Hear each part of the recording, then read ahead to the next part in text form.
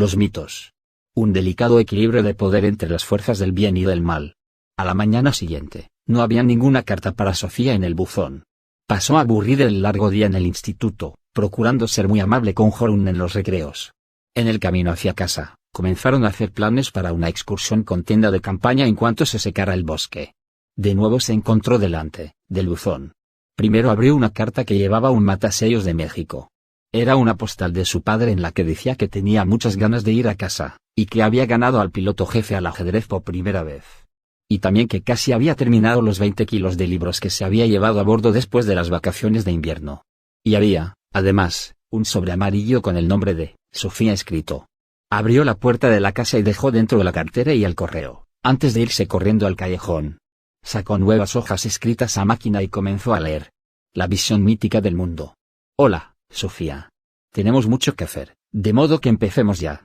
Por filosofía entendemos una manera de pensar totalmente nueva que surgió en Grecia alrededor del año 600 a.C. Hasta entonces, habían sido las distintas religiones las que habían dado a la gente las respuestas a todas esas preguntas que se hacían. Estas explicaciones religiosas se transmitieron de generación en generación a través de los mitos. Un mito es un relato sobre dioses, un relato que pretende explicar el principio de la vida. Por todo el mundo ha surgido, en el transcurso de los milenios, una enorme flora de explicaciones míticas a las cuestiones filosóficas. Los filósofos griegos intentaron enseñar a los seres humanos que no debían fiarse de tales explicaciones.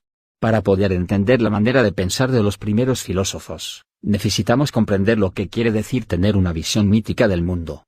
Utilizaremos como ejemplos algunas ideas de la mitología nórdica. No hace falta cruzar el río para coger agua. Seguramente habrás oído hablar de Thor y su martillo. Antes de que el cristianismo llegara a Noruega, la gente creía que Thor viajaba por el cielo en un carro tirado por dos machos cabríos. Cuando agitaba su martillo, había truenos y rayos. La palabra noruega torn o trueno significa precisamente eso, ruidos de Thor. Cuando hay rayos y truenos, también suele llover. La lluvia tenía una importancia vital para los agricultores en la época vikinga. Por eso Thor fue adorado como el dios de la fertilidad. Es decir, la respuesta mítica por qué llueve, era que Thor agitaba su martillo. Y cuando llovía, todo crecía bien en el campo.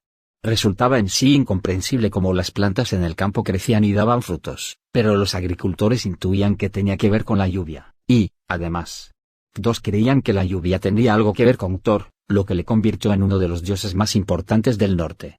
Thor también era importante en otro contexto, en un contexto que tenía que ver con todo el concepto del mundo. Los vikingos se imaginaban que el mundo habitado era una isla constantemente amenazada por peligros externos. A esa parte del mundo la llamaban Midgard, es decir, el reino situado en el medio. En Midgard se encontraba además Asgard, el patio de los dioses, que era el hogar de los dioses. Fuera de Midgard estaba Urgard, es decir, el reino que se encontraba fuera. Aquí vivían los peligrosos trolls gigantes, que constantemente intentaban destruir el mundo mediante astutos trucos. A esos monstruos malvados se les suele llamar fuerzas del caos.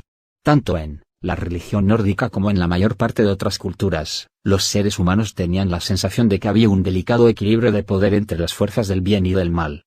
Los trolls podían destruir Midgard raptando a la diosa de la fertilidad, Freya. Si lo lograban, en los campos no crecería nada y las mujeres no darían a luz. Por eso era tan importante que los dioses buenos pudieran mantenerlos en jaque. También en este sentido Thor jugaba un papel importante. Su martillo no solo traía la lluvia, sino que también era un arma importante en la lucha contra las fuerzas peligrosas. El martillo le daba un poder casi ilimitado. Por ejemplo, podía echarlo tras los trolls y matarlos. Y además, no tenía que tener miedo de perderlo, porque funcionaba como un boomerang, y siempre volvía a él. He aquí la explicación mítica de cómo se mantiene la naturaleza, y cómo se libra una constante lucha entre el bien y el mal.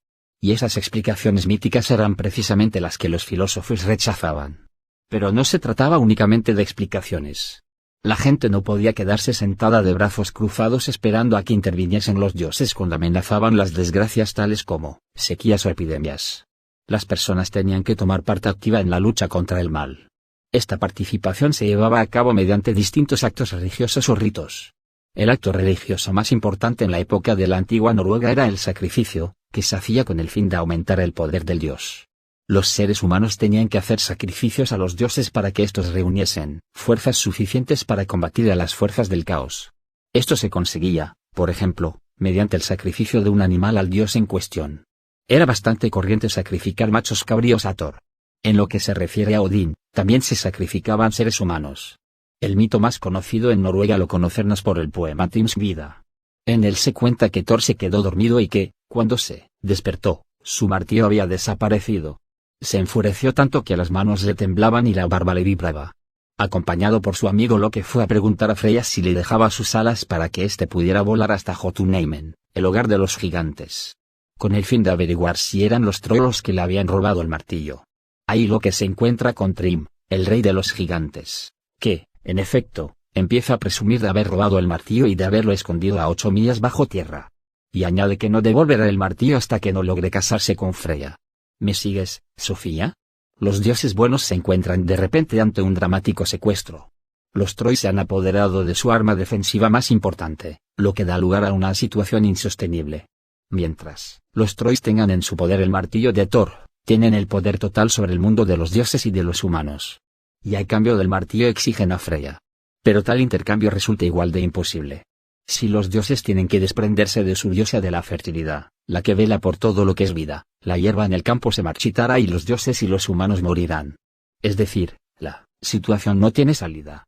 Si te imaginas un grupo de terroristas amenazando con hacer explotar una bomba atómica en el centro de París o de Londres, si no se cumplen sus peligrosísimas exigencias, entiendes muy bien esta historia.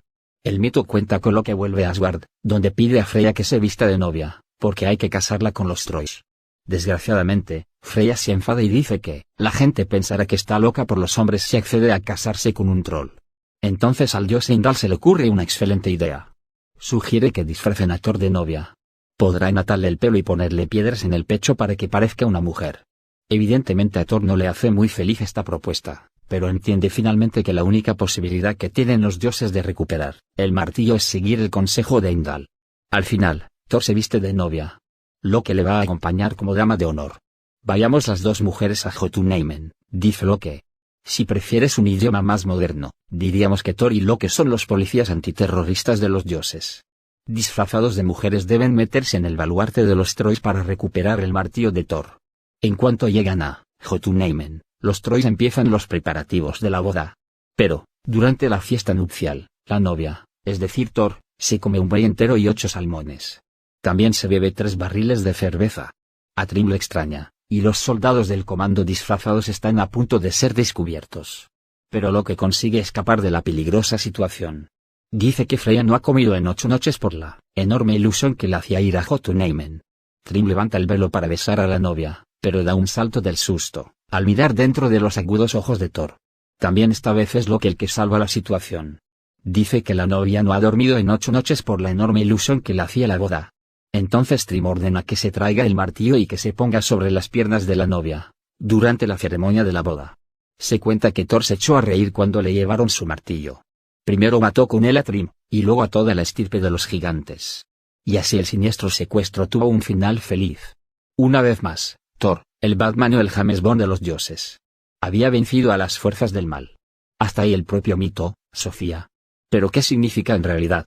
No creo que se haya inventado solo por gusto.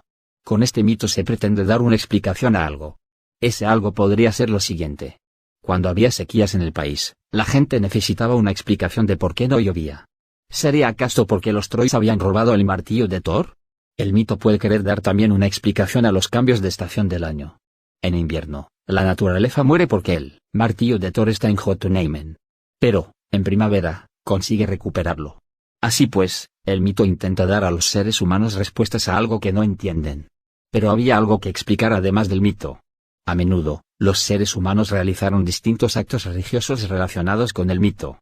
Podemos imaginarnos que la respuesta de los humanos a sequías o malos años sería representar el drama que describe el mito. Quizá disfrazaban de novia a algún hombre del pueblo, con piedras en lugar de pechos, para recuperar el martillo que los Trolls habían robado. De esta manera, los seres humanos podían contribuir a que lloviera y a que el grano creciera en el campo.